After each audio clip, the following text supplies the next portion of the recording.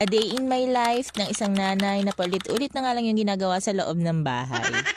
Hello mga mare at pare. Another day, another mini vlog na naman tayo at another gawaing bahay na naman nga. Sa sobrang busy namin mga mare, naku ngayon ko nga lang na-edit talaga to. Ito ay kaganapan pa nung Sunday. At syempre kapag Sunday, grocery day namin. Isa pa pag Sunday, araw talaga ng paggawa namin dun sa aming bahay. Diba, medyo inagahan nga namin yung pag-alis ng bahay para makapamalengke. At ang maaga-aga rin nga kami makapunta sa bukid. So dyan nga pala mga mare, gabi na. Kasi nung makagaling nga kami sa palengke, itinamba ko na muna yan dyan at hindi ko na muna inayos. Inugasan ko lang yung mga pinamili ko ng mga pang-ulamin tapos inilagay ko sa ref. Kasi maghapon nga kami sa bukid. Di ko na nga talaga naharap yan. Gawa ng tatanghaliin na nga kami. Ikasama namin si Ini. Isa pa mga mare, mas maganda mas maaga para madami kaming magawa. So ayun nga, nauna ko na nga palang i-upload yung mga kaganapan sa bukid. At kung di nyo pa napanood, uploaded na po, panoorin nyo na. Charot. Anyway, highway, ayun nga, gabi na to. Pagkarating namin mga mare, di pa nga ako nakaligo niya. Inayos ko na nga kaagad tong mga pinamili namin kasi nakakalat lang talaga yan dyan sa may sahig. Inuna ko na nga isalansan yung mga tinapay, tapos itong bigas. At dahil meron pa nga natira doon sa mga nakaraan ko ng pinamili. Kunti lang talaga tong pinamili ko ngayon. Pero yung bigas mga mare, saktuhan lang talaga sa amin yung 5 kilo pang isang linggo. O diba, ang takaw namin ni Mister.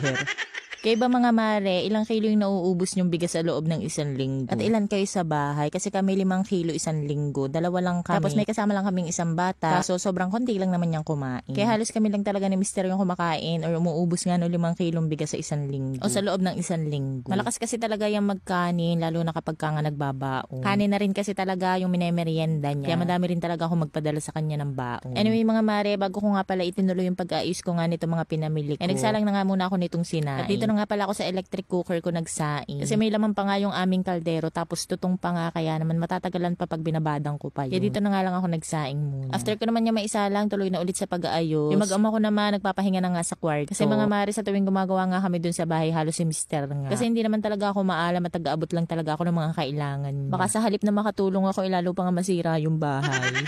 Kaya tamang taga-abot lang ang marin. Pero kapag ka nga mabibigat na yung iaabot, hindi ko talaga kaya bumababa rin siya. Kagaya na lang mga marin nung halo, hindi ko siya kayang buhat. Pero yung halo blocks, ay nakakautay naman ako mag-abot-abot sa kanya. Literal talaga mga marin na pawis nga yung paggagawa sa bahay namin kasi kami mismo yung gumawa. Ramdam talaga namin yung hirap, saka yung gastos.